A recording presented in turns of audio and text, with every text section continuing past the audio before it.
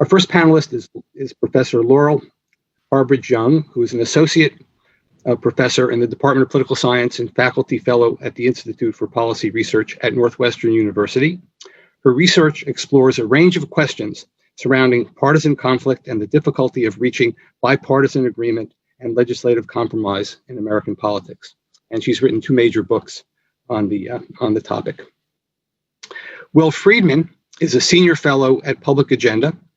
He previously served as president of the organization from 2011 to 2020. Will has been the driving force behind Public Agenda's Hidden Common Ground initiative, which involves research journalism, public engagement, and a storytelling enterprise that seeks to disrupt the narrative of hopelessness, of a hopelessly divided America, which we're obviously in right now, but hopefully not so hopeless. And our third speaker is Miriam Juan-Torres, who is more in Commons global researcher. She conducts research on public opinion, polarization, and the drivers of support for authoritarian populism by combining quantitative and qualitative methods with academic work from various social science disciplines. She has conducted field studies around the world. So that's an international perspective for us. And to start, we'll start with Laurel. Thank you.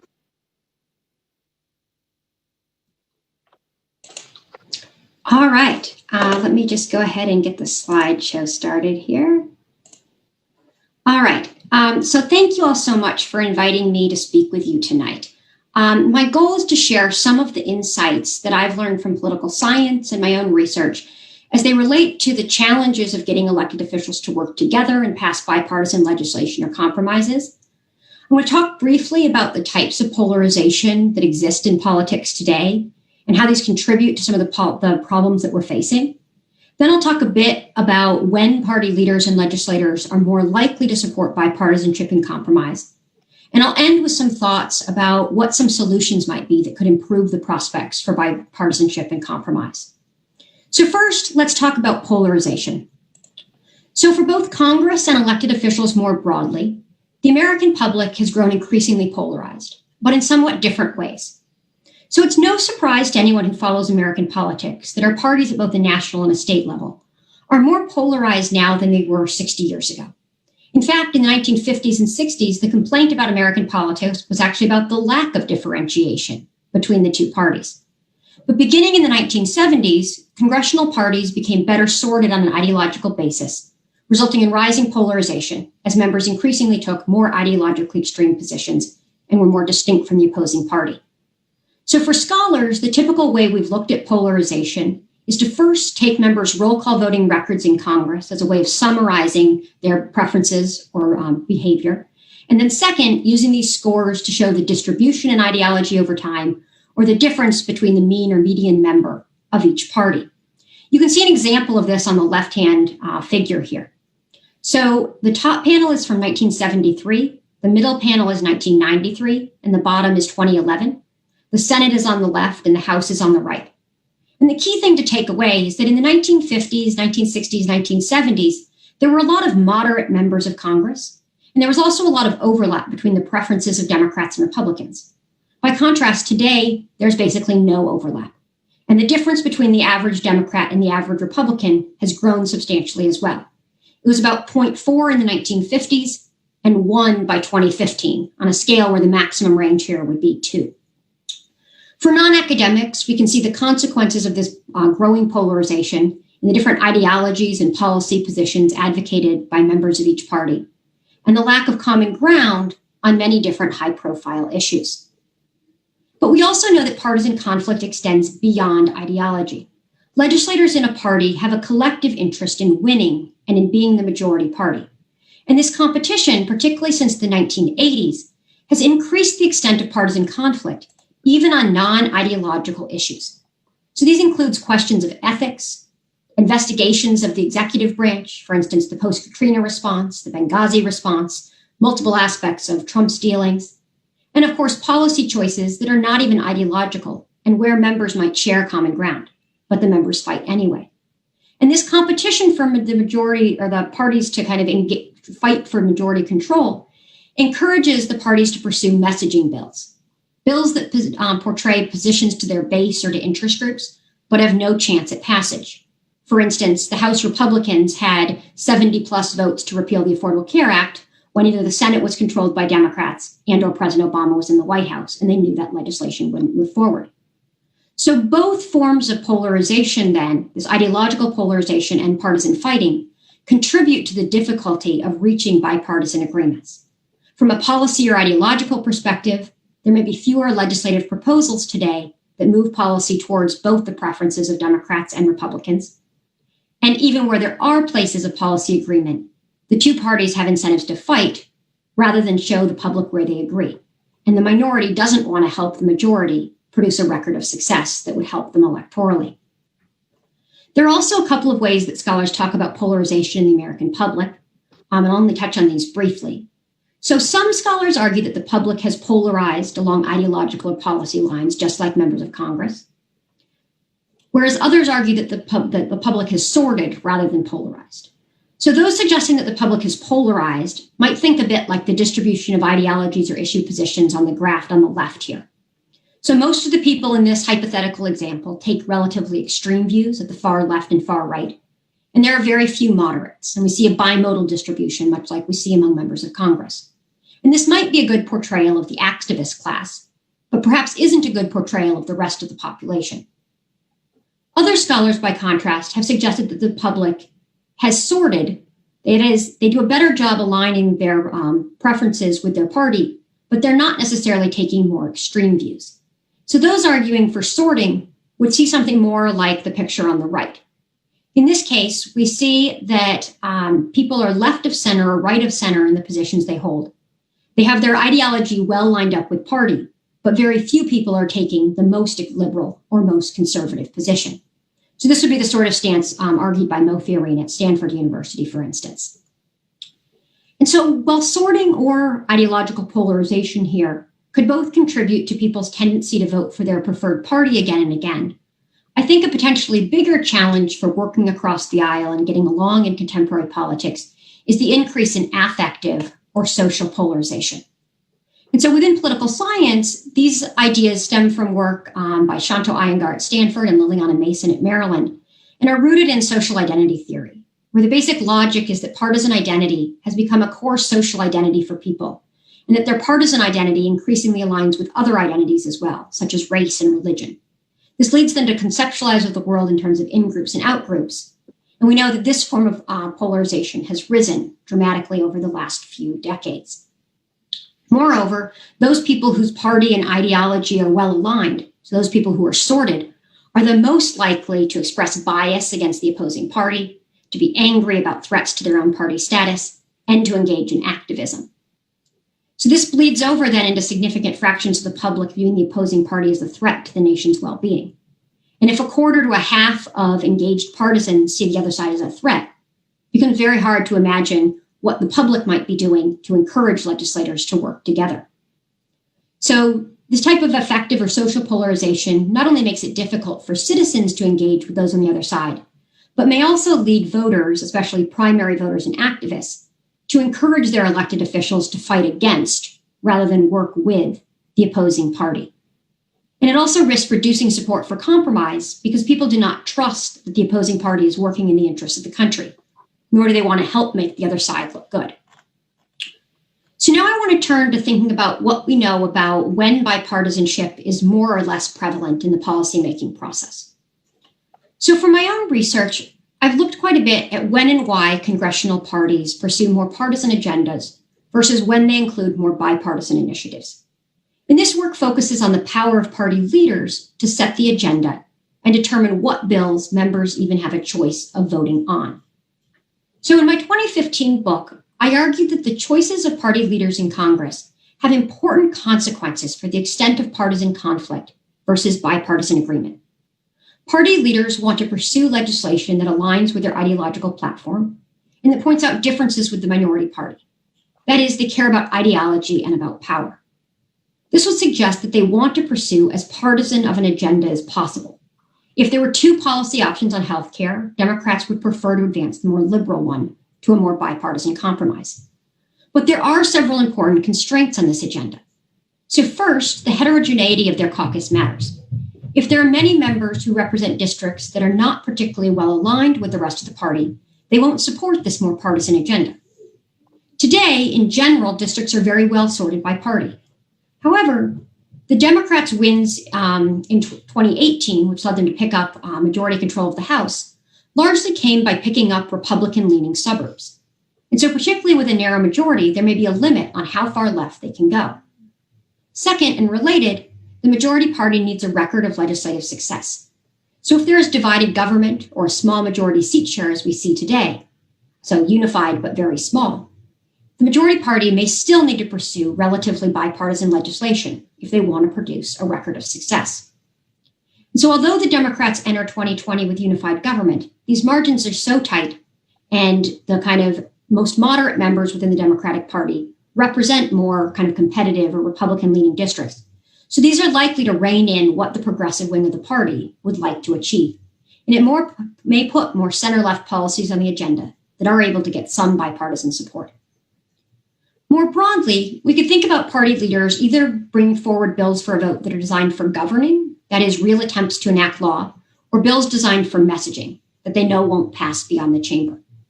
And bipartisan legislation can be good for governing, but bad for messaging. Likewise, compromise can be good for governing, but might demoralize the base. We also know that interest groups reward these dead on arrival bills or these messaging bills. And we also know that there's a greater incentive to engage in messaging when there's tight competition for majority control. In every election cycle lately, the parties think control might be at stake. So as Francis Lee at Princeton has argued, that when we think about kind of whether the majority party or the minority party has incentives to engage in messaging versus governing, we can think about how those incentives differ when we have unified government, or a divided government that includes a divided Congress. And one of the things that she argues is that messaging is going to be most prevalent when Congress is divided in control between the House and the Senate, because there's the least accountability and it's easiest to kind of pass the blame or pass the buck for why things don't get done. By contrast, when there's unified government, the majority has the greatest incentives to govern, even if the minority party is focused on messaging. So the results of the Georgia runoff races move us from a world where messaging may have been common, that is, where the House and Senate control was split, to a case with unified control where the Democratic majority has a greater incentive to govern and get things done. And so I expect that they will have to focus their legislative agenda on places where they think they can advance legislation into law, either just within their own party for things like things that can go through the budget reconciliation process, or things that will bring in some Republican support in the Senate, especially if the filibuster remains. So one important point that I should also note here is that even when partisan legislation and messaging bills are common on the House or Senate floor, the legislation that becomes law still tends to have some degree of bipartisan support.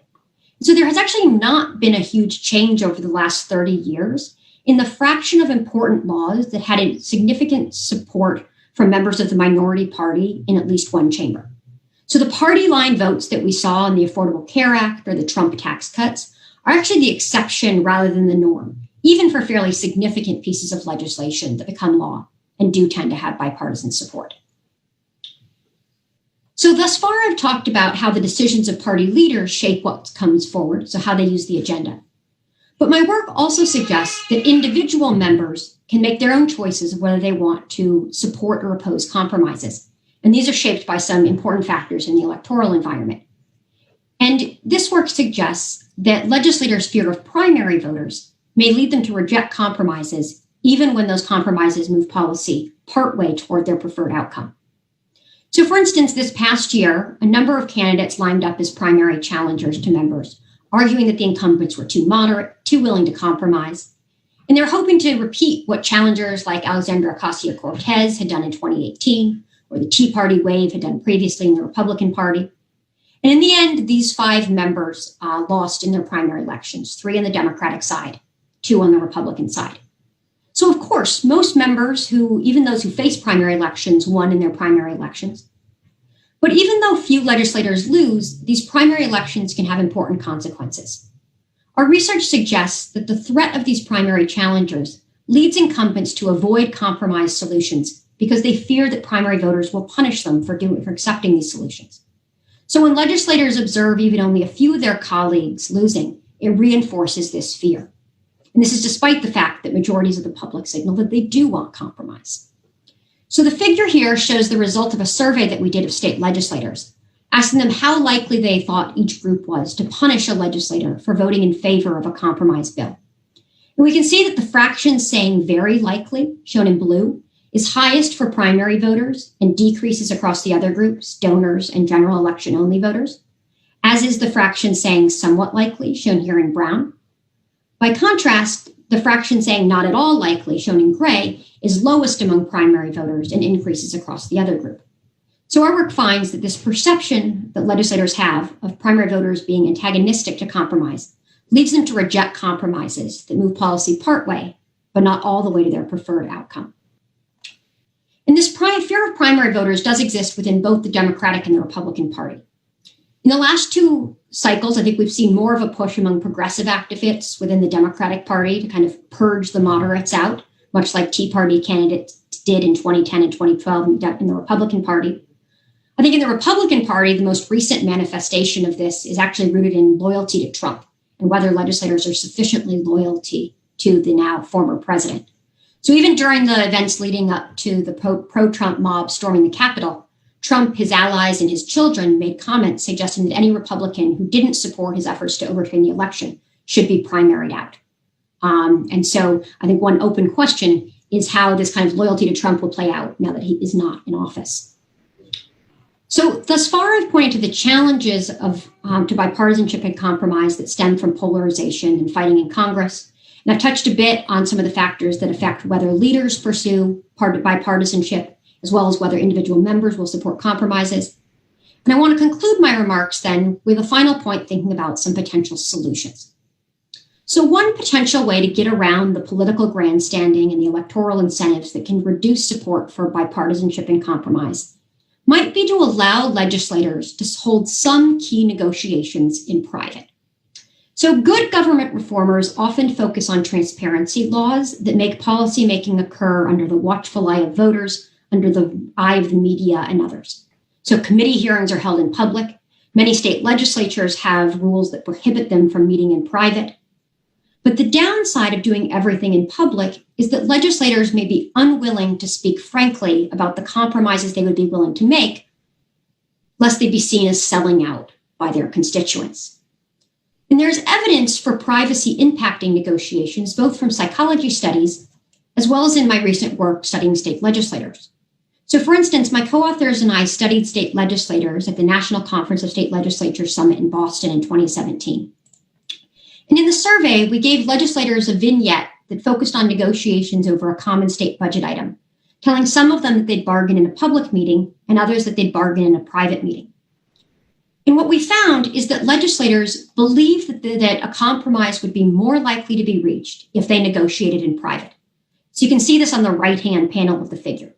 Those assigned to a private condition were significantly more likely to expect a compromise to be reached than those who met in public.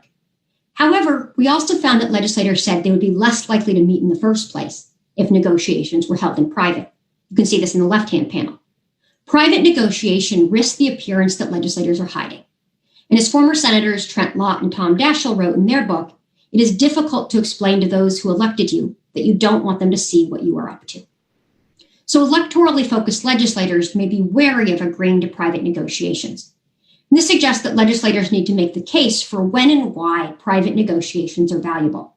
And I think they need to have a bipartisan message on this and kind of when negotiations are conducted in private, having people on both sides of the aisle say, this is kind of necessary under the current circumstances. So by no means am I suggesting that all of legislating should be done in secret. Members' roll call votes should be public, and on many issues, public committee hearings and floor debates are appropriate. But I am suggesting that we should be open to some aspects of big legislative negotiations occurring in private, with legislators then voting on this final deal in public. A second potential solution stems from our finding that legislators are focused on primary voters and that what they perceive these primary voters want them to do. in rejecting compromise. So legislators and their staff hear from the most politically active constituents, who tend to be the most ideologically extreme and are the least supportive of compromise. And this results in legislators having a very skewed view of what their constituents want. So if legislators heard from the broader public, perhaps through town halls that invite a random sample of constituents rather than the self-selection of ideologues, and there's some work on this by Mike Neblo at Ohio State and some of his colleagues, or perhaps if the broader voter population became more active in primaries, then it might rein in legislators' tendency to be responsive to the most ardent and angry primary voters. But as my fellow panelists will cover in some of their remarks, this may be a big ask for a relatively unprepared populace. So I'll wrap up my remarks there, but in the Q&A, I'm happy to talk more about other types of reforms that get a lot of attention in the popular press as well, including things like redistricting, term limits, and campaign finance. Thank you very much, Laurel. I just want to remind the audience, you can begin at any time to type in your questions in the Q&A, and I will assemble the questions and ask the panelists the questions after the last speaker. Our second speaker is Will Freeman. Will, take over. Thanks, Bob. And it's great to be with everybody and on this really smart and interesting panel. My focus, like Miriam's, is going to be more on the problem of divisiveness and polarization among the general public and in society at large, which, as Lauren points out, can reinforce polarization among political elites, just as polarization among elites and the behaviors that stem from that can reinforce polarization and divisiveness in the general public. So it's a two-way interactive problem. After such a bitter, close election, and even more after the outrages of January 6th, it would be foolish to underplay the growing divisiveness of so much of American public life. We've clearly gone from having a problem to being in the midst of a crisis. A lot of factors have contributed to bringing us to this situation. As social scientists like to say, it's overdetermined, or to use another technical term, something of a shit show of factors that have converged, place us in this situation. I have to say, I appreciate my co-panelists smiling at that, because I have no idea how these things land in a Zoom presentation. So I'm just going to assume the best on that. But among the many, many factors at work here, as everybody knows by now, most of them by now, but algorithms with social media, an increasingly fractured and partisan news media, the steady decay of trust in public institutions since the 70s, economic inequality that's out of control, racial injustice that will simply no longer be tolerated, and the backlash by folks who are challenged and threatened by that fact. Demagogic leadership and inflammatory rhetoric and divisive narratives that go along with that kind of leadership, and that's just to name a few. For a problem this complex, we'll need many kinds of insights and efforts to turn things around, and I want to talk about just a few that I believe, seem to me to be important, as well as a major initiative called Hidden Common Ground that Bob mentioned in the introduction. That illustrates an attempt to address some of these issues in a particular way that I hope you find interesting. But before kind of getting into the major points I want to just make a quick nod to the events of January 6th and what that means for the topic that we're in.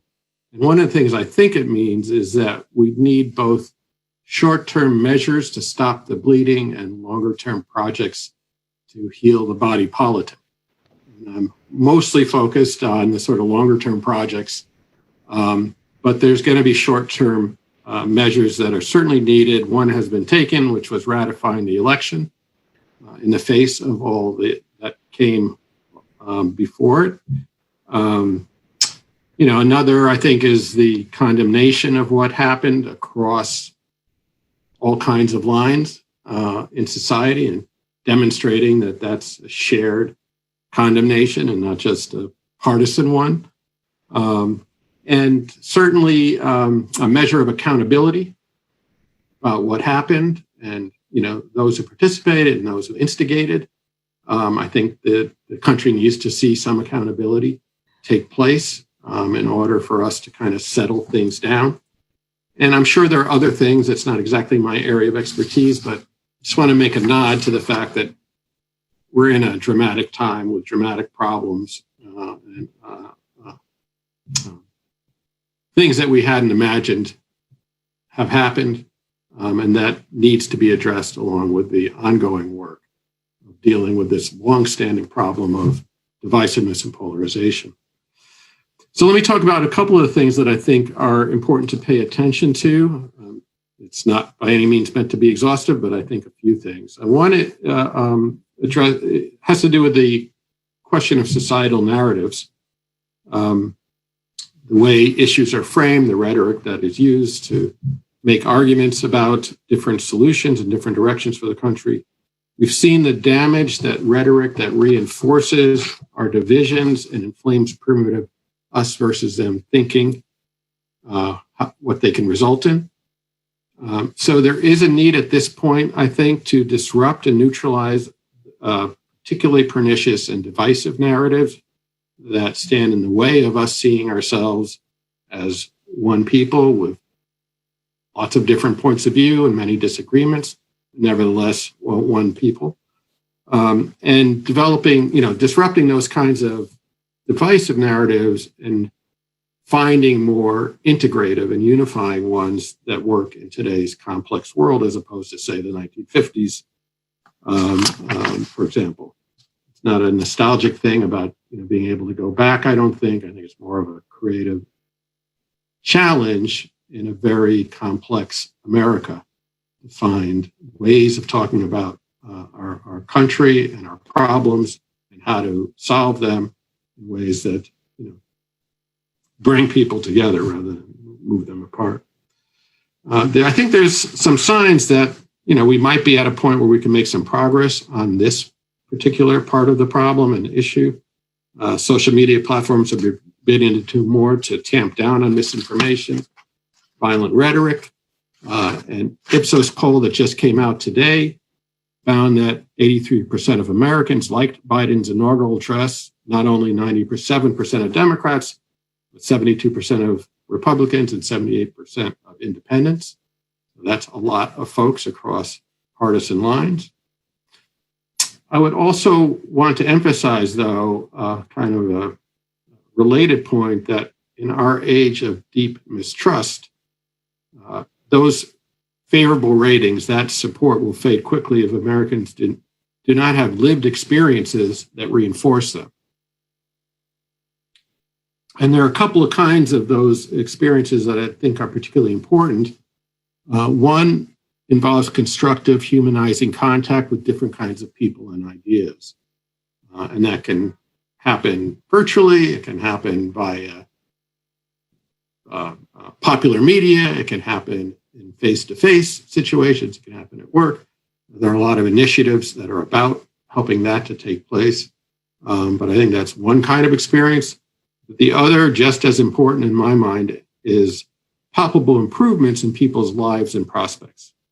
And not just for some Americans, but that cut across all kinds of folks, urban and rural, across racial groups, across partisan identities, et cetera. I think unifying narratives and more generous rhetoric that helps people see their commonalities will only stand up and gain power if they're attached to that kind of experience for people. Now, I also think it's going to be hard to create and realize, and this, especially in light of the kinds of things that Laurel was talking about among political elites, to be hard to create and realize a successful change agenda that improves people's lives without significant, active, stable public support to push it. And to achieve that, we'll need to create much better conditions than now exist for what's sometimes called public judgment. The term comes from Public Agenda's co-founder, Public Agenda, the organization I'm associated with. And the co-founder of Public Agenda, along with former Secretary of State Cyrus Vance, is Dan Yankelovich. who was one of the pioneers of public opinion research in America. And one of Dan's greatest contributions to our thinking about the public in our democracy was his theory of public judgment, in which he distinguishes between raw, knee-jerk, unstable opinions that people have about issues and more stable, responsible judgments the public can arrive at over time, as well as the stages that people go through to journey from the former to the latter. Dan's work, by the way, is closely aligned with that of our moderator, Bob Shapiro, especially as you can see in his landmark book, The Rational Public. Plug for Bob. One of the great needs of our time, I think, at this stage is to create conditions in our society conducive to wiser public judgment, which is a daunting task in our digital divisive age, where the conditions for that cut against the public's ability to kind of work through issues and come to responsible positions. Those forces are great. The forces of misinformation, malinformation, inflammatory rumor mongering, all that stuff is rampant.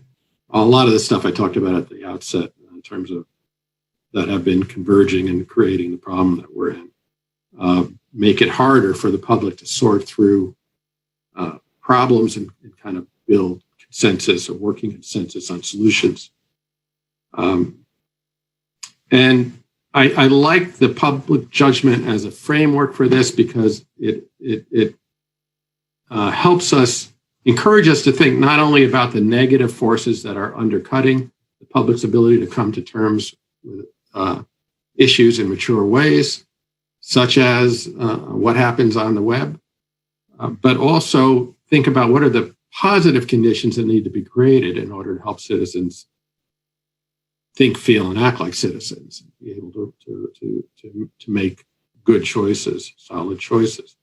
So that's a lot of stuff. Getting better at teaching kids how to think critically and creatively, establishing trustworthy sources of information that people can rely on as part of that depoliticizing science, creating disincentive for leaders to intentionally misinform or inflame the public, and incentivizing leaders to level with the American people and to help them wrestle more effectively with the choices and problems that we confront as a country, making people's social and cognitive online bubbles more, and also community-based bubbles, more permeable so people can encounter diverse ideas and solutions that help open up their democratic imagination and think about problems in fresh ways.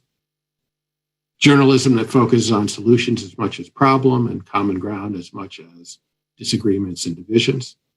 Lots of stuff, right? But I do think that's going to be, at least from my mind, a useful perspective and a necessary project going forward at this point.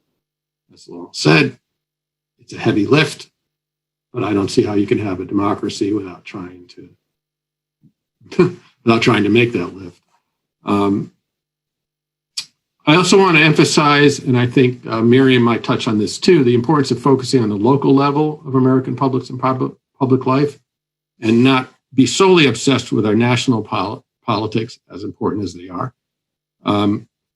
Politics and public life are somewhat more pragmatic, somewhat less ideological and dysfunctional on a local level.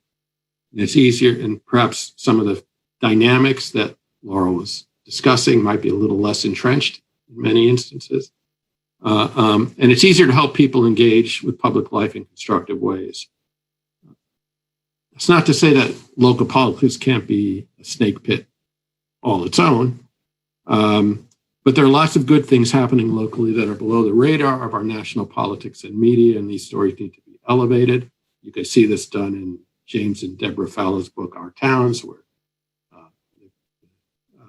they rode around the country in a little prop plane and stopped in at places and discovered all sorts of ways in which communities are getting their acts together, solving problems,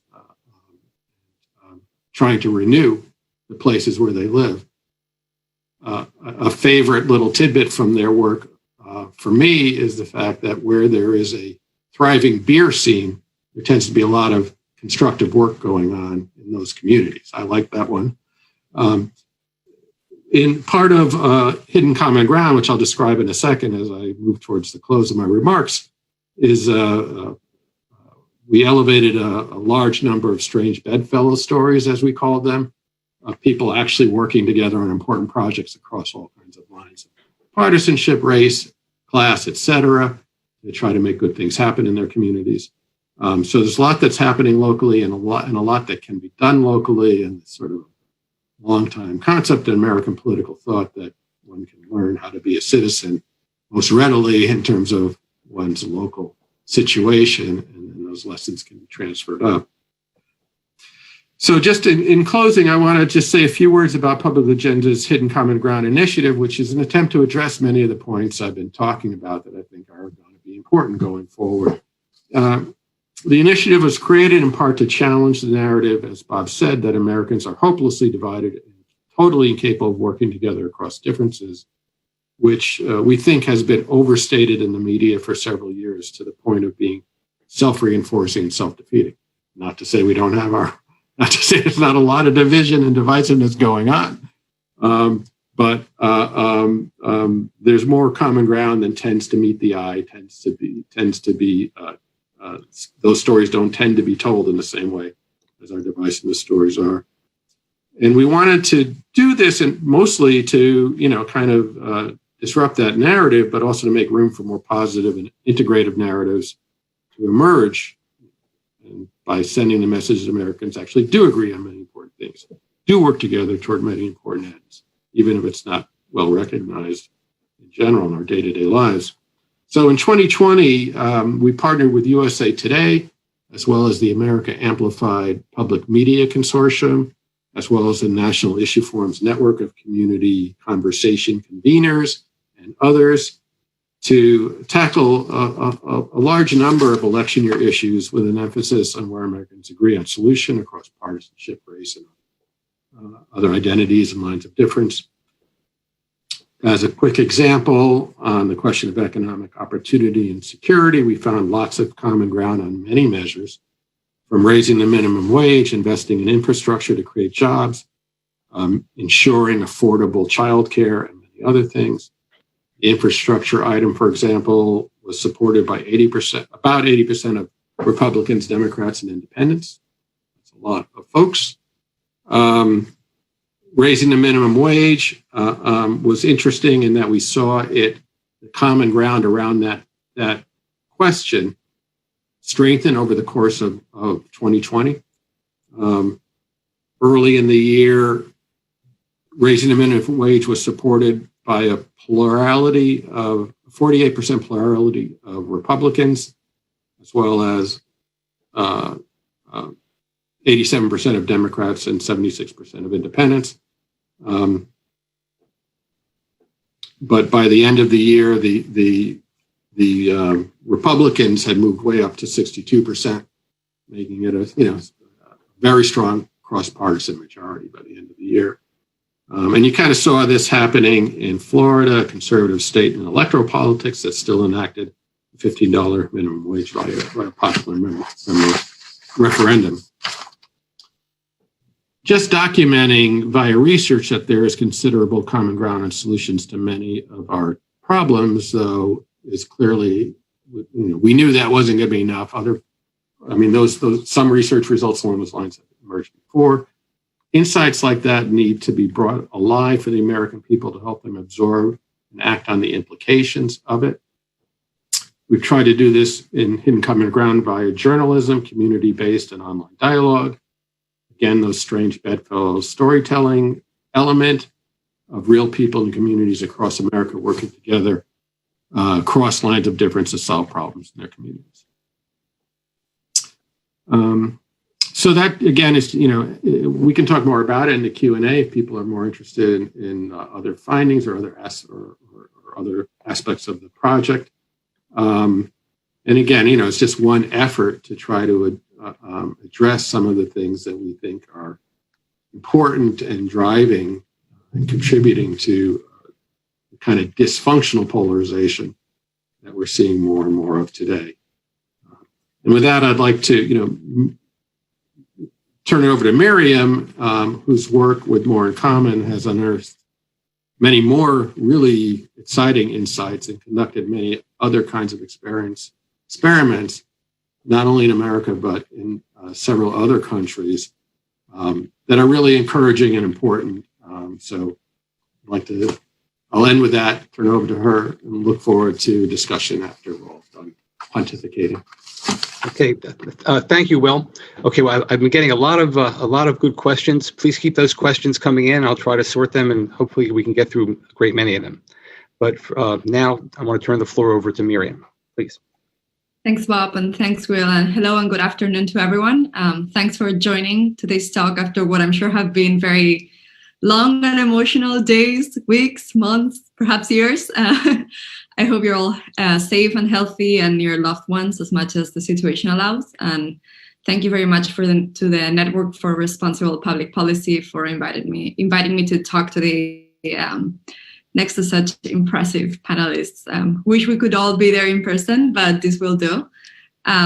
But for those who don't know More in Common, the mission of More in Common in the US is to build a more united and inclusive America, where there is a deep commitment to a shared democratic culture and where all Americans feel they belong. Much like Will did, I will focus my talk on polarization, but more at the societal level. So what we have seen through our research, common misconceptions, because I feel there are many, and what we can do about it. I will bring a little bit of the comparative focus, as it is my belief that the comparative perspective can sometimes help us illuminate phenomena that take a unique character in each place, but actually maybe we understand better through seeing it in contrast with how that occurs in other places. So we have heard from Laurel about elite polarization and affective polarization, issue-based polarization, or ideological polarization. So I will not reiterate that, but I think that we can think of polarization both as a strategy and as a process. And both can lead to democratic erosion, not necessarily, but I think it's what's occurring, or it has been occurring for a while now. As a strategy, it's often going to be political actors, for example, political elites, but also grassroots activists who choose polarization, because polarizing is actually a really good way of mobilizing a base, but also others, particularly when we are appealing to emotions. As a process, it can occur as a top-down phenomenon, but it also can occur within society in ways that it becomes kind of like a vicious circle in multiple ways. As Will has mentioned, at the root of polarization, there are many socioeconomic, demographic, and cultural factors. I'm not going to cover them today. It's been vastly covered in the literature, particularly in political science. But we can say that the US is indeed a country that is polarized. We define groups of people who are diametrically opposed poles of the spectrum. And we do identify that issue-based and affective polarization. Although I think that oftentimes the issue-based polarization is overstated, because those issues where we disagree are overblown, and then all of those issues where where there's more agreement don't get as much coverage. It is true, however, that there are divergent perspectives and views of reality, and there are groups of people consuming vastly different sources of information or consuming what they believe to be very different evidence. What's unique to the US, in contrast to what we've seen in other countries, is that those groups at the extreme tend to be quite consistent. In a way, identities have formed that coalesce around issue areas, for example. So it's what we call in political science as conflict extension, when members of a group converge across a range of issues. And this contrasts a lot, for example, with what we have seen in the United Kingdom. So over the course of the past 2 years, we've been leading a project on polarization in the UK as well. And what we see is actually a sort of kaleidoscopic effect, where you have perhaps, yes, identities that have formed across Brexit and Brexit identities. However, when it comes to a variety of issue areas, the alliances that you see change. So when it comes to inequality, you might have a group of people that go together that are allies on that issue, but it's a very different group when it comes to migration. And in a way, this actually acts as a bulwark against the same kind of polarization that we see in the United States. The same occurs where I'm from, which is Catalonia, where there has been an independence movement that have surged a lot, as well as a lot of host of issues, a lot of other things that have occurred as well. But while we see that there's a very fast-paced polarizing process that has been developing over the past few years, there is no coherence in each of the camps, whether it's pro-independence or unionist, in a way that protects us from like the same sort of effective polarization that we see in the United States.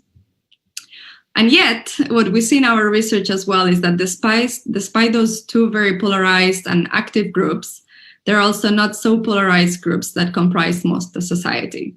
In 2018, we published Hidden Tribes, a study of America's polarized landscape.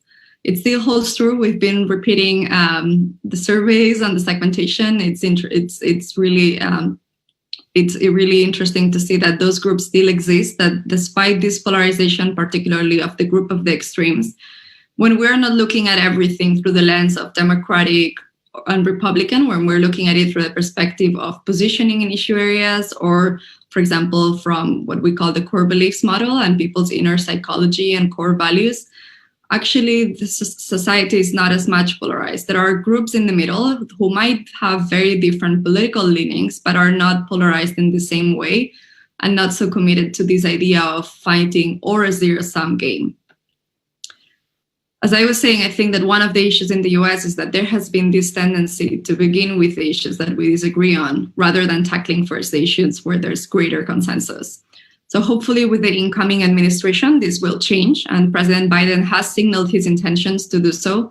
But of course, it will be extremely challenging for a variety of reasons. The Trump phenomenon won't disappear, even if he does, which is also unlikely.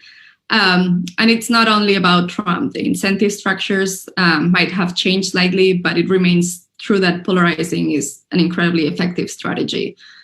So one of the solutions, or something to consider as well, is whether polarization will keep or will continue to be used as a strategy to mobilize by a variety of actors, whether it's politicians or grassroots activists.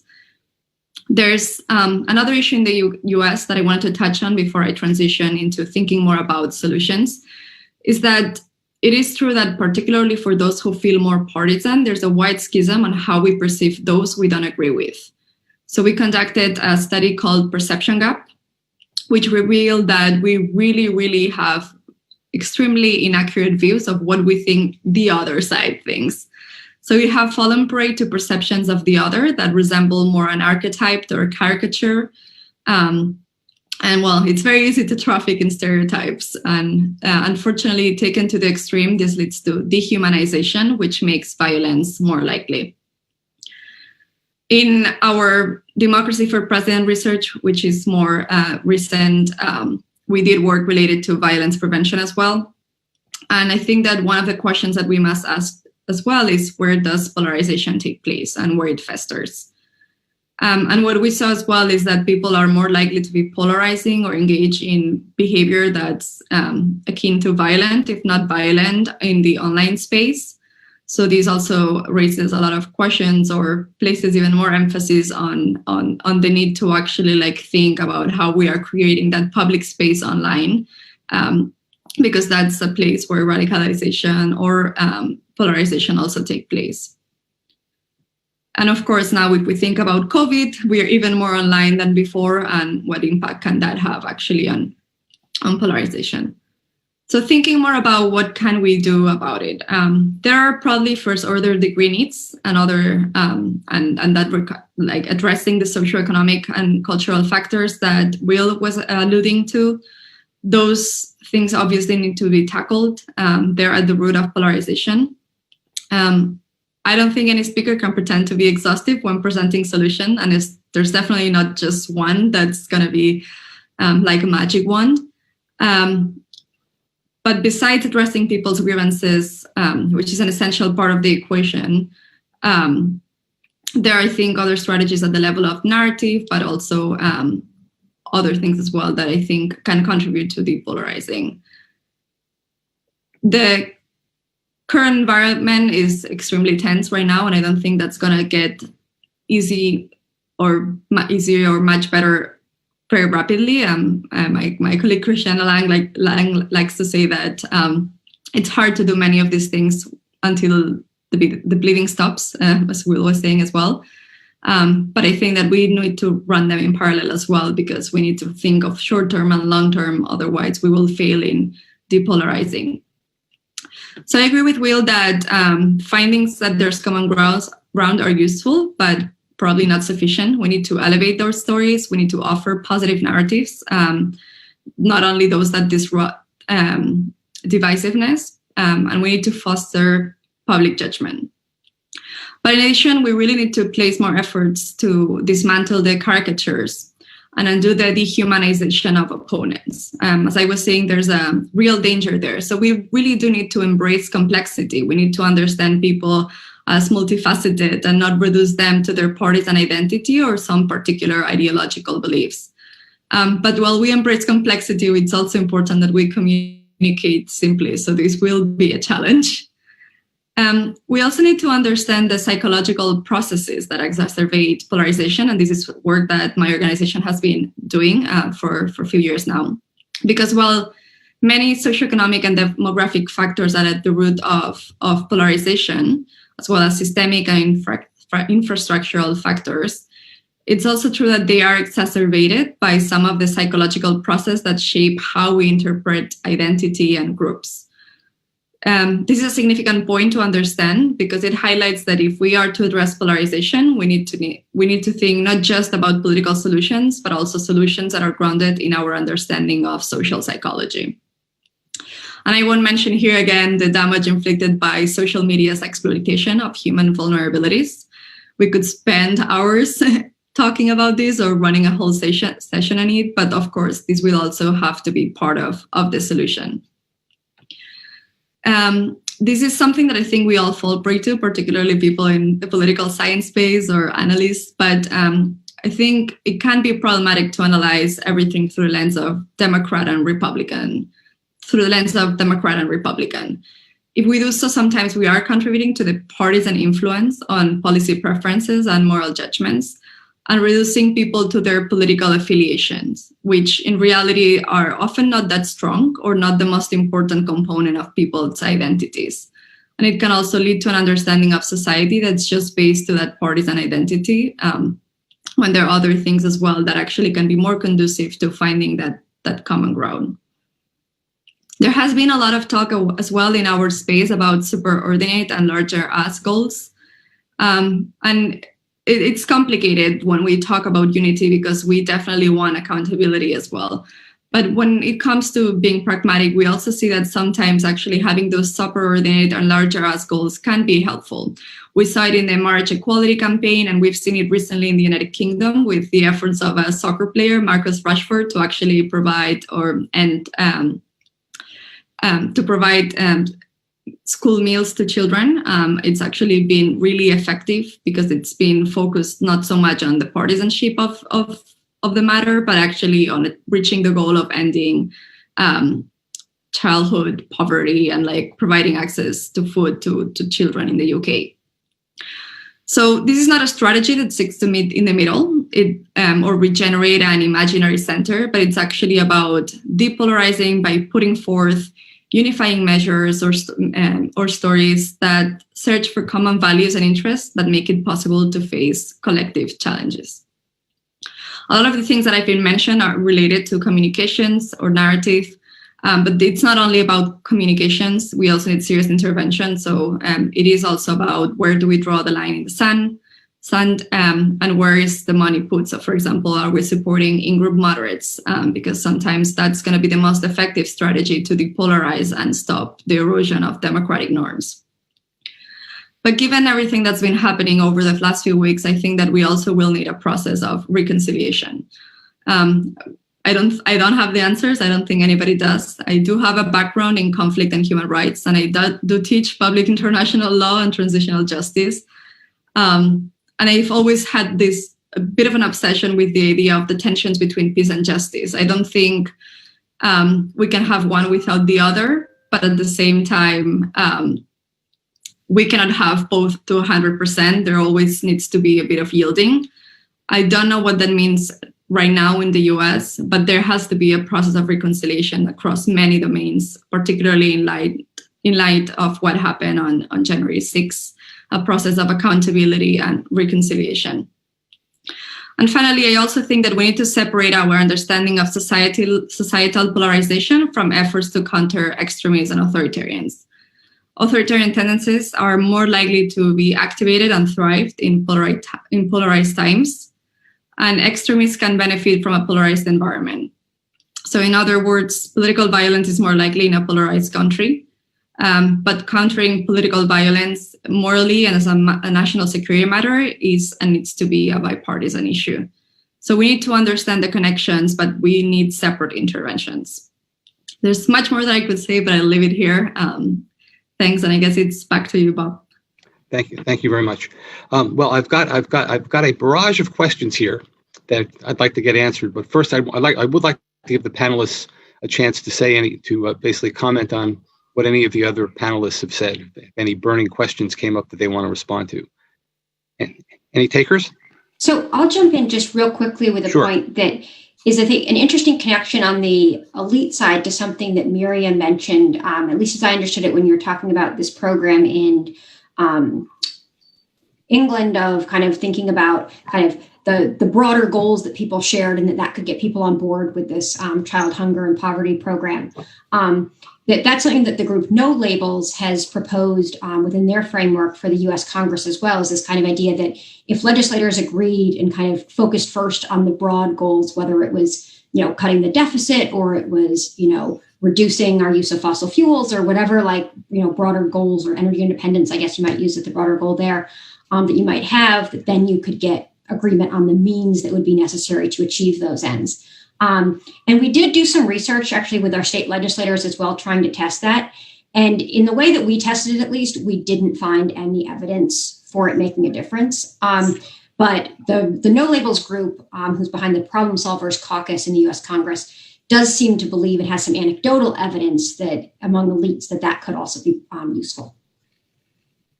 Okay. Anything else? Otherwise, I'll go to the questions from the audience.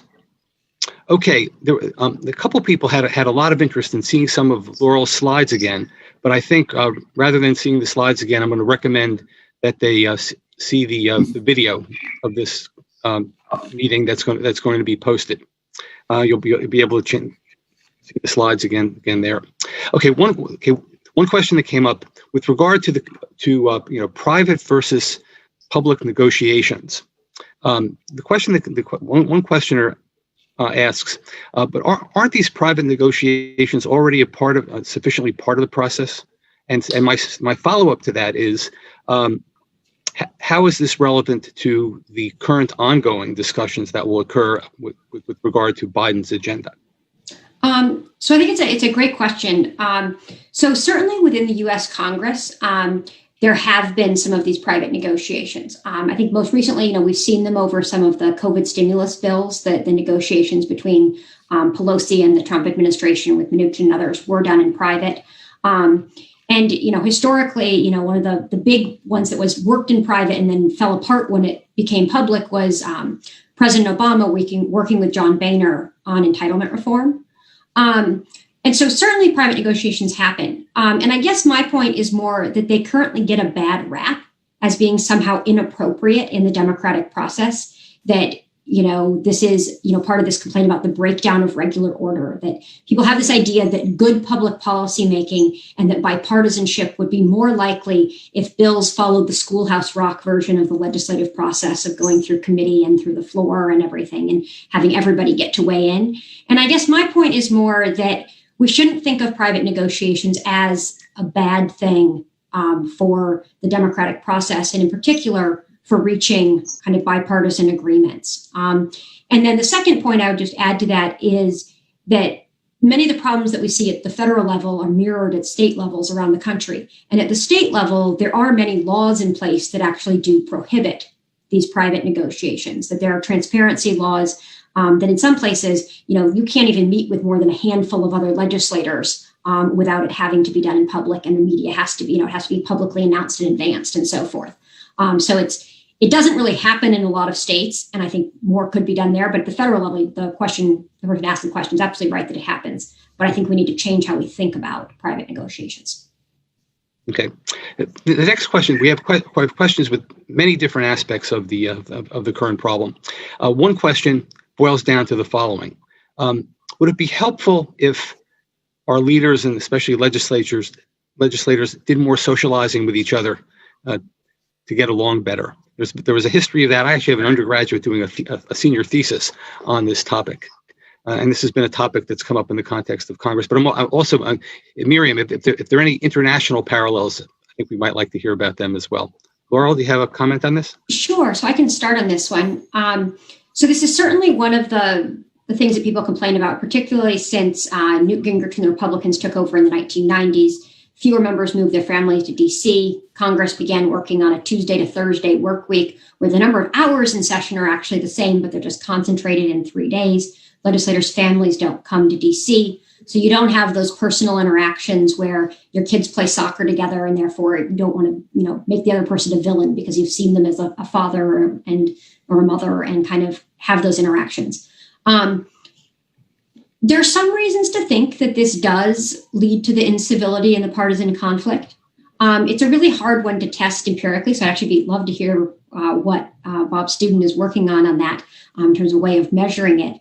The closest research that I'm aware of that kind of looks at some of these social interactions is some work by Sean Theriault at the University of Texas and Jen Lawless at the University of Virginia, who have tried to test the proposition that women legislators are more likely to engage in bipartisanship. And they look at some of the social behaviors that women are more likely to join the bipartisan softball game between members of Congress. They were more likely to participate in this Secret Santa exchange within Congress, which actually I think the best gift was Joe Manchin gave a coal, donkey, and elephant to whoever was his Secret Santa coming from West Virginia, and appropriate for Christmas as well. And then other sorts of there's a seersucker Tuesday or something in the Senate of wearing seersucker suits, and women were more likely to participate in that too. And what they found was that there was a gender difference in some of these social activities, but that it didn't spill over into the more legislative side of things. So it didn't necessarily change their likelihood of bipartisanship in how they approached amendments or other behaviors there. So there's certainly reasons to think that it could improve the comedy and kind of the civilness between members. But to date, I'm not aware of any evidence that shows it. But Bob Student might prove me wrong. Well, the student is looking at members of Congress who've been roommates with each other. Chuck Schumer is rotating roommates in his apartment. Miriam, is there any international parallel to this at all? I hadn't thought of it until I was trying to think about it, but I'm afraid that I am not aware of any research about it, and I don't want to speculate. This is a distinctly American phenomenon. Okay, big question. And we have a number of questions on this, and I want to synthesize them. The role of the media, and especially social media, in creating echo chambers for disinformation, raising all kinds of questions of the need to regulate, and also raises questions about free speech. Big problem. How do you view this? Who should try to answer this? It's a big one. I can get us started. Obviously, I don't think that we can point to social media as being the main culprit or the sole culprit of the situation of polarization that we're seeing in the United States. But of course, it's an extremely, or it's been a nefarious actor in many respects. So echo chambers actually exacerbate some of our human tendencies. We do have heuristics, we do have confirmatory bias. So we know that we are more likely to believe information that corresponds to what we already believe, to our priors. We seek information that confirms our priors, and social media really allows us to be exposed only to information that we like. And even if we didn't like that information, we would be more likely to something that we're getting, we would be more likely to challenge it. We also know that the way in which the algorithms have evolved actually contribute to reactions that are not conducive to depolarizing, exactly the opposite. Like, we don't know everything about the algorithm, and that's one of the challenges. But we know that, for example, when Facebook started, like, we would see pictures, then the like button was developed. And then what the engineers realized was that actually by generating outrage, you could generate more engagement. I really like Molly Crockett's research that I think she's at Yale, which kind of posits the question as well of what happens when you are constantly outraged. There's a possibility that you will just be always in that heightened anxious state. And what does that do to society? It's also possible that we can get desensitized. I certainly believe that former President Trump actually used social media so much and was so outrageous a lot of the time that actually there are things that cease to become surprising, but that's also extremely dangerous when certain things that are really appalling, like, don't surprise us anymore. So echo chambers, the way that social media platforms operate, definitely have not contributed to the situation, more on the contrary. But it's also true that we need more transparency to truly understand the extent of what's happening and how are they exploiting people's psychological vulnerabilities. And of course, there are business incentives as much as these companies pretend to be connectors. And I'm sure that there are good intentions as well. The reality is that there have been a variety of externalities as a result of the way that they operate that have been extremely negative for democracy. Anyone else? Yeah, to build on Miriam's points, one of the things we asked about in some of our Hidden Common Ground survey work was whether people view what percentage of, we asked Democrats, what percentage of Republicans do you think their views are so extreme you couldn't imagine finding common ground with them? And asked the same thing going the other way. And in each case, on average, people came in about 50% of the other party were so extreme that people couldn't imagine finding common ground with them. Couple of points, though. Interestingly, before getting to the media point, it was interesting to see that on average, Republicans said about 25% of Republicans' views are so extreme it was hard for them to imagine finding common ground with the members of their own party. The same thing with the Democrats. So that sort of connects up with Miriam's perception research, where, but on the media part, we definitely saw a correlation between media outlets that people favored and spent a lot of time with and how they viewed extremism of the other party. So Republicans who watched a lot of Fox, it wasn't 50%, it was much higher than 50% of the other party were viewed as correlation was viewed as too extreme to find common ground with. And more or less the same thing with Democrats who spent a lot of time with MSNBC, also tended to see a lot more of Republicans who they couldn't imagine finding common ground with. So we did find a correlation there in terms of the media and how people see the other side and the polarizing effects. A couple of questions speak to the issue of possible regulation. And at least in the old days, there was the success of the fairness doctrine, which got done away with. And any possible prospects along that more heavy-handed line, or is it just, or is the media just the Wild West now? And there are too many issues having to do with free speech rights and the like. That's the real puzzle here. I do think there are prospects for more regulations around the internet and social media platforms. Yeah. It's how a lot of people get their news, rather than regulating news outlets themselves. Certainly, I mean, even Facebook is calling for some kind of, what are the rules of the games here?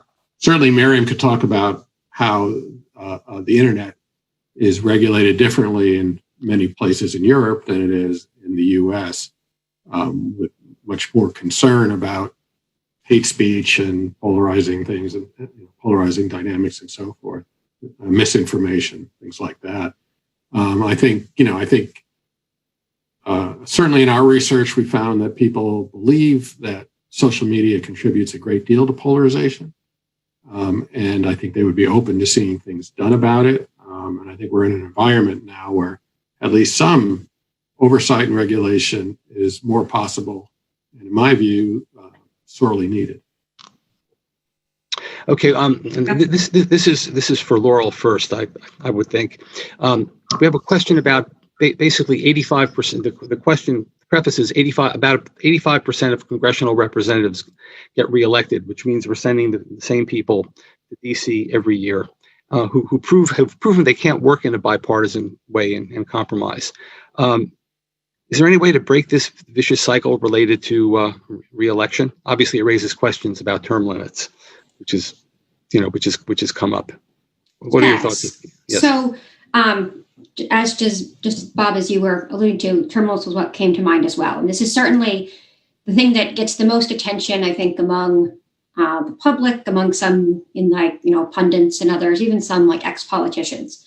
And the nice thing in the U.S. is that the context of the U.S. state legislatures gives us some nice variation on this, where we can actually look at and examine kind of what happened when places did put into place term limits.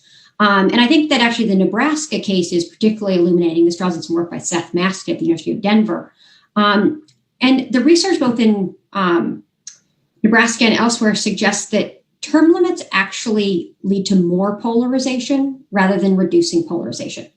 So the logic that proponents often, think is that term limits would kind of break these legislators' loyalty to the party, that it would put in kind of fresh people, that there's something bad about a career politician and that you need to kind of bring in fresh perspectives who will be more focused on the constituents. And the problem is that term limits, in fact, makes members more reliant on the party leadership. The parties get more involved in recruiting candidates to run. So the Nebraska case is particularly interesting because their unicam, so they have a single legislative chamber, is actually nonpartisan. So it does not formally have Democratic and Republican members. But in the voting behavior, you can still see these patterns of kind of the coalitions voting together and differently. And it's actually the fastest polarizing state legislature in the entire country. And it accelerated heavily with polarization, where all of a sudden now you had the former governor, the party chairs, like being very involved in recruiting people to run. Legislators no longer have their own kind of source of expertise and knowledge. They don't build relationships over time that may exist across the aisle. Whereas all these the historical examples you hear about, Kennedy, working with others on kind of core pieces of legislation, or, Waxman or some of these like long-term members of the House or Senate. You don't get that with term limits, and the evidence suggests that they end up more polarized. I think theoretically, another alternative is, going on with the point that Miriam made earlier, getting people to support more moderate members in primary elections. It's a hard ask, particularly with kind of her other point of like the activist class and those who are trying to mobilize. They like polarization, and so they're not necessarily pushing for these more moderate candidates. But really, I think it has to come within through like the poll in the primary, punishing the legislators who refuse to compromise. But it's something that's really hard in our current environment when party ID matters so much. So, if it doesn't happen at the primary election, it's not really going to happen that often at the general election, where a bunch of Republicans are going to vote for the Democratic candidate because they're more willing to work across the aisle than, let's say they're currently, in Ted Cruz's state or something like that. They're not going to now be Republicans who vote Democratic because he is more of a kind of partisan bomb thrower within his party. Okay, this is a question I know Will and the Public Agenda have heard and wrestled with, and Miriam may have an international perspective on this. What can the average voter do to show they're fed up and want to see the two parties work together to solve problems? Well, some of it, I think, comes from what Laurel was saying, which is, a big ask and unlikely to happen very easily with the incentive structure that we live within. But, candidates and office holders, there need to be disincentives for candidates and office holders to ply their trade in maximally divisive ways. And there need to be incentives and rewards for folks, leaders, who try to be less divisive, and to not weaponize the public's tendencies towards sort of us versus them thinking as a way to get, to win power and succeed in their careers. So to the extent that, the people do get fed up with and begin to view, polarization among their leaders as something that's getting in the way of reaching their goals, and begin to reward folks who are trying to be more unifying and reach goals in collaboration with others. I think that would help.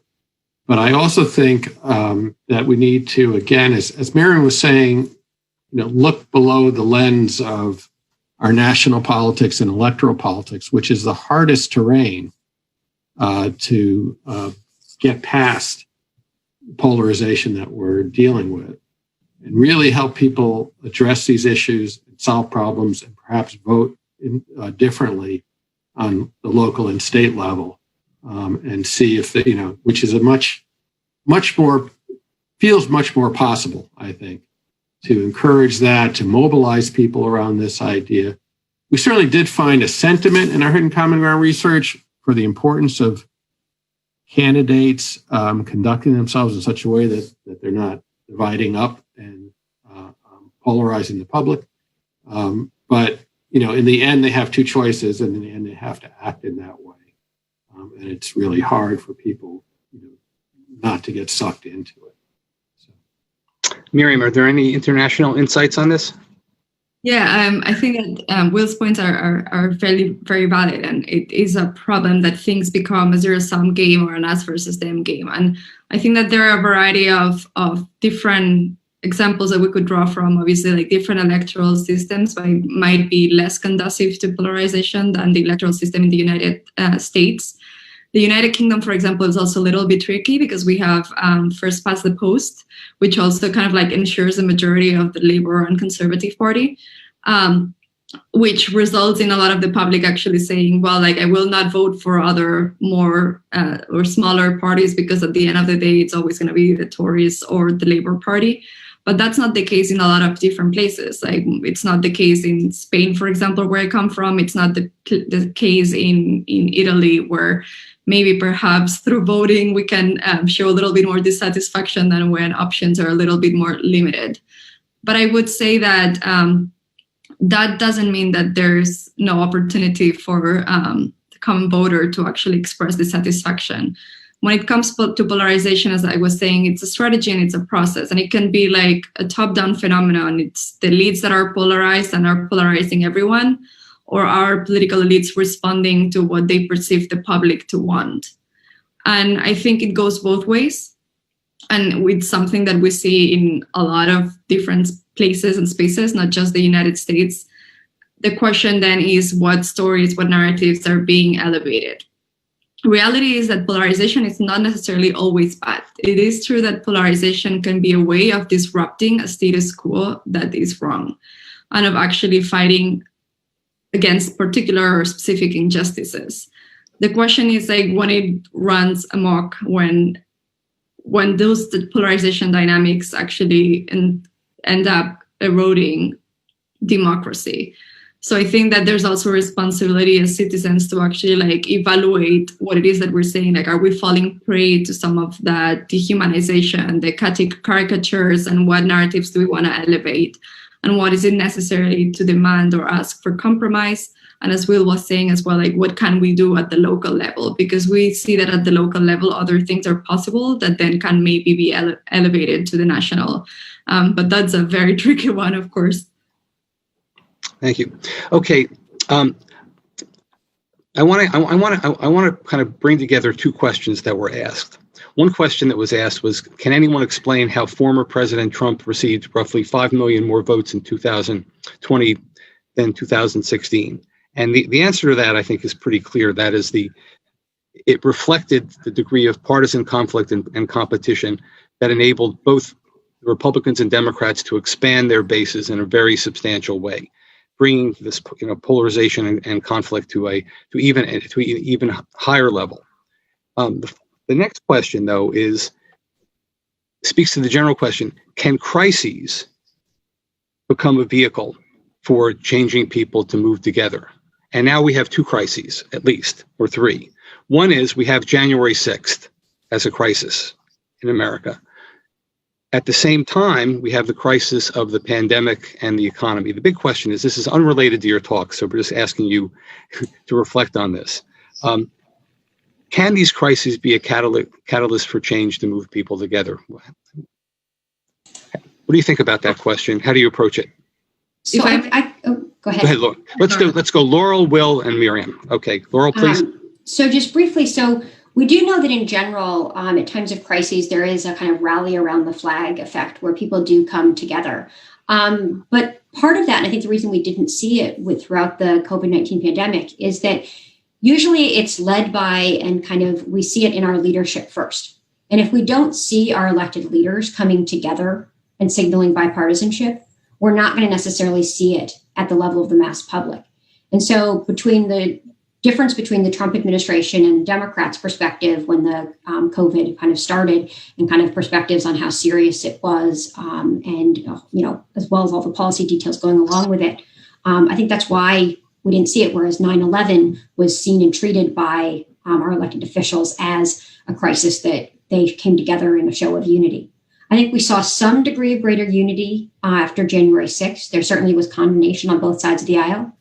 But because the kind of root of that conflict and that crisis has a very partisan nature, I think it didn't stay as this kind of crisis that brought us together. Instead, it quickly devolved back into these partisan narratives. You even saw some members of Congress spinning the story that it wasn't really, Trump supporters. And then, of course, now with it being tied to Trump's impeachment, I don't think it's going to be something that unifies for very long. Will? I tend to agree with those comments. It's not uncommon for a crisis to bring the country together, both on the leadership level and amongst the general public. The problem is it doesn't often last a whole, very long. All the forces that are at work that are tending to divide us and create sort of common ground, makes common ground harder to recognize or to build. They continue to do their work, and that kind of unity tends to devolve. I do think, though, that we may be seeing some of that. I mean, that the public support across the board around Biden's inaugural address may be an example of us feeling like we came through a crisis and kind of unifying, because we wouldn't necessarily predict those numbers based on the way public opinion has been measuring how leaders from different parties, kind of support that they get. So we may be seeing some of that now, but I think it'll take inspired leadership coming from the top down, and inspired coalition building coming from the bottom up to turn that into something that begins to change our political culture, pushes against some of the forces that are dividing us, and gives us a shot at making that a long-term meaningful phenomenon rather than a passing thing. Miriam? Yeah, I fully agree with both of them. And I agree as well that leadership has a tremendous role to play. If we think of other contexts as well, for example, Colombia, Juan Manuel Santos managed to actually negotiate a peace agreement. He chose to break with his predecessor and actually show an effort to actually try to bring the country together. But yet again, his predecessor, Álvaro Uribe, chose to actually run a polarizing campaign afterwards that led the country to fracture a little bit more again. So leadership can play a big role, and actually it can change and be quite volatile as well. So I think it's going to require a society-wide effort to actually put an end to the polarizing trends that we're experiencing and addressing some of the root causes of polarization. Our most recent data shows that 1 in 3 Americans actually say that they don't feel like they belong to any community. There's a lot of loneliness and distress, like all of these psychological situations as well as material circumstances influence polarization and the erosion of democracy. I think the question on how more people voted for Trump is a very interesting one. But I like to also take a step back and remember that there's negative partisanship. A lot of people vote in the United States for a candidate, not because they like that particular candidate, but because they fear the opposition. In a polarized landscape where we have a caricature of what the other side wants or believes, it's more likely that you're going to vote for a candidate that you really don't like because you think that they're going to espouse the policies that you believe in. And I think that's occurring a lot in the same way that a lot of people voted for Biden, not being convinced about Biden himself, but because they believe he's the candidate that's more likely going to be persuaded by what they want. So, I mean, we live in a very complicated time where people feel threatened. I was listening to the Ben Shapiro show just to end this, and there was this very fear, like this, he was transmitting this fear that like liberties are now going to be encroached on. And of course, there's a lot of fear mongering there, but like it also taps onto emotional anxieties that are true and exist. So we'll have to make efforts into that reconciliation agenda to actually lower the temperature. Okay. All right. This is a question I'm sure Laurel's heard a couple of times. The role of money in politics driving partisan conflict and polarization. Yes. The role of PAC, the role of PACs, lobbies, and so forth, and the question of campaign finance reform. Have at it. So, in general, my take on the literature on this is that it's mostly shown that restrictions on how much parties can give is actually bad for polarization. So when party organizations are able to give money to candidates, they care about winning and therefore they give to more moderate candidates. That when individual donors, as well as PACs and interest groups are giving money, they tend to be more concentrated at the ideological extremes, with individual donors being the most concentrated in giving to the more ideologically extreme members. And so when we think about kind of where restrictions on money come into play, a lot of the rules that have been in place both at the state level and federal level about capping what parties can give actually can exacerbate polarization. And so this kind of dynamic where more of the money's coming from the extreme wings is going to be problematic. Thank you. Okay, so my comment about crises has evoked some criticism, and I have to admit I apologize and I stand corrected. I picked some crises, but people see different crises in different ways, and we have a plethora, unfortunately, of crises. The ones that I neglected to cite, which are well taken by the questioners, the issue of climate change and racial justice.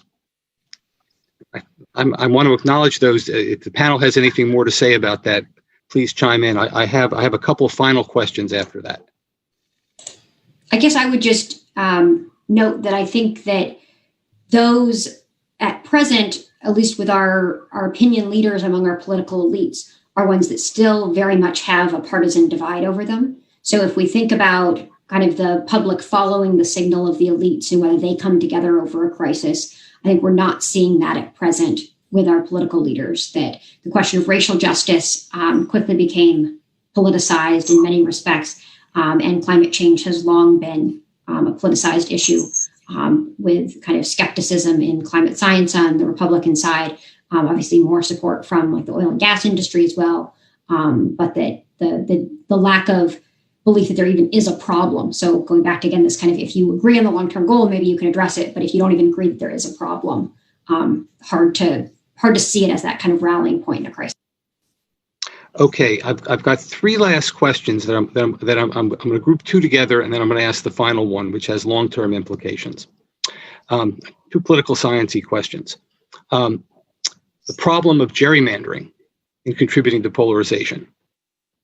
I know this comes up for Laurel in many contexts, given she's a student of Congress. What are your thoughts on that? So gerrymandering is certainly one of the factors that gets a lot of blame for why Congress is so polarized. In fact, even former President Barack Obama, in many of his media appearances subsequent to his presidency, has blamed redistricting and gerrymandering for the extent of polarization. And I think it's a bit of a confusing aspect because, so on the one hand, we know that the Senate has polarized at the same rate as the House, even though there is no polarization or no redistricting and gerrymandering in the Senate. So there's going to be a limit on how much redistricting and gerrymandering can explain of polarization. We also know that polarization increases even between election cycles. It's not like it's kind of an every 10-year bump in polarization within Congress. However, there are certainly ways that gerrymandering and redistricting contribute to polarization. So drawing very safe districts does mean that members are more concerned about the primary election than about the general election. And that is going to, factor into the types of dynamics I talked about of kind of which electorate they're most responsive to and how much kind of the more moderate voters can kind of pull things back in the direction that they want. In terms of how much it's really about the gerrymandering, one of the challenges that the Democratic Party faces is that in the way that votes are currently clustered geographically, Democratic votes are clustered in urban areas. And so even districts that match the kind of goals of compact, contiguous, respecting communities of interest, so forth, are probably going to have supermajorities of Democrats within them. If you think about, so I'm in the north of the city of Chicago, and if you were to think about drawing competitive districts within the city of Chicago, you'd have to draw pie slices from the city of Chicago out to the Iowa border. And that might be a more competitive district, but what on earth is that member supposed to prioritize in Congress? Do they care about urban mass transit? Do they care about farm subsidies? It's a very difficult question.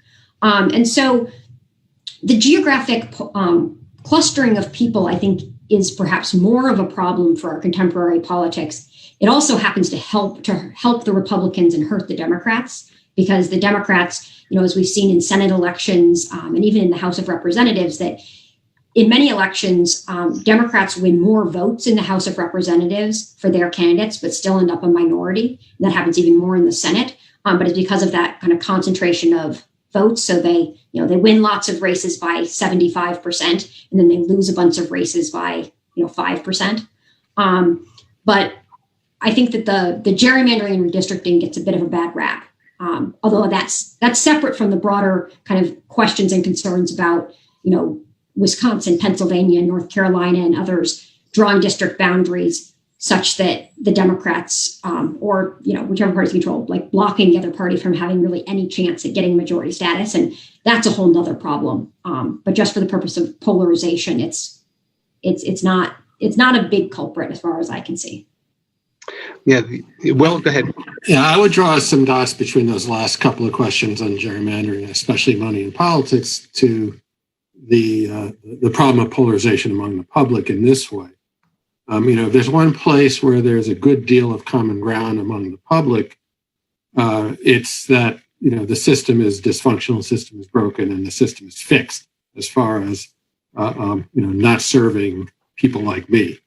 And I think especially money in politics is something that I would, that I think people recognize as a way in which the system is fixed in ways that don't serve me. And that I would hypothesize or suggest, feeds the kind of anger and despair that seeds the ground for the kind of for the kind of leadership that can exacerbate polarization in America, and I'm sure in other places as well. So there may be, the particular research on its direct effects on Congress, but I think it plays in interesting and problematic ways in the eyes of the American public. Okay, we have one question that I'm going to quickly answer. Then I want to go to what I think is a really terrific question to end on. There was one quick question about whether ranked choice voting might be a way to moderate things, and the answer that among political scientists is, well, it's not clear, or it could be, And here in New York, we have a test case.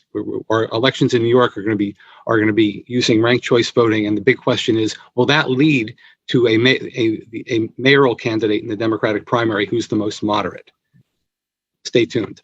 Okay, the final question is, this is a big one, and it's one that's close to my heart because this current situation of partisan conflict often seems so hopeless that any solutions that involve changing the rules or relying on current political leaders seems to be limited in its prospects. And the overall solution may have to be changing the people in terms of generational replacement. So here's the question related to that. Any advice for educators how to address with our students what appears to be a significantly polarized society? I know this has come up in public agenda discussions in different ways. What are your thoughts on that? Any final parting comments on that? I mean, one comment is, I think, listen to those students because I think they have some interesting feelings and things to say, kind of instincts around, how much to buy into the things that have gone before, that they're experiencing as problematic and dysfunctional, et cetera. A lot of, there's some research, at least, that younger generation is less concerned with various kinds of differences and lines of distinction among people and so forth, whether that's race or sexuality or lots of things. And I think, some of the hope would be that, that there is going to be something generational that can happen and that can be good. And that, to understand that, one wants to start by listening carefully and kind of seeing what the trends are and how to interact and reinforce them. I'll also just note that we asked the public about what might help around divisiveness and polarization and things like that. And for the educators out there, first of all, most members of the public think that the much bigger problem in America is not that we have too many different points of view, too many different perspectives, but that we don't know how to deal with our differences and don't know how to talk them through in productive ways. And in terms of looking at a whole list of remedies that we threw at people, the ones that were at the very top of the list had to do with teaching children, first of all, to deal with differences and different opinions and, constructively and productively. The second was teaching adults how to do that well. And people also got into some structural things like bringing decision-making closer to, the local level. People feel like they have more influence and more ability to kind of have some kind of say in decisions that affect their lives, and a number of other things. But for the educators out there, the public certainly thinks that you have an important role to play. Miriam, is there any relevant international perspective on this? Yeah, there are a lot of things that I was thinking about, and I agree with Will. I think that there's some hope. I think that younger generations are more comfortable with certain kinds of diversity, but I think it's important that educators also expose younger people to different moral viewpoints and political viewpoints so that there's a variety of exposure. I am not so confident in terms of the young are going to save us because if you look at Italy, if you look at Spain, if you look at other places, support for far-right political parties comes from a lot of young people. So I don't think that generational replacement idea is actually going to be the solution, but it might be a little bit better in the United States. So there's a hopeful note. But I think that teaching empathy and equipping young people, but also adults, as Will was saying, to actually cope with have strategies, understand persuasive techniques that don't include an us versus them dynamic or actually antagonizing or caricaturizing the opponent are all necessary strategies or things that need to be taught. If we might not necessarily trust the broad range of young adults in the masses, there is the question of whether or not leaders could emerge from the new generation to remedy things. In particular, and I'll just end on a high note, case in point, the new poet laureate of the United States, who we heard last night. And I think with that, I'm going to turn the floor back over to Rhoda. Thank you all.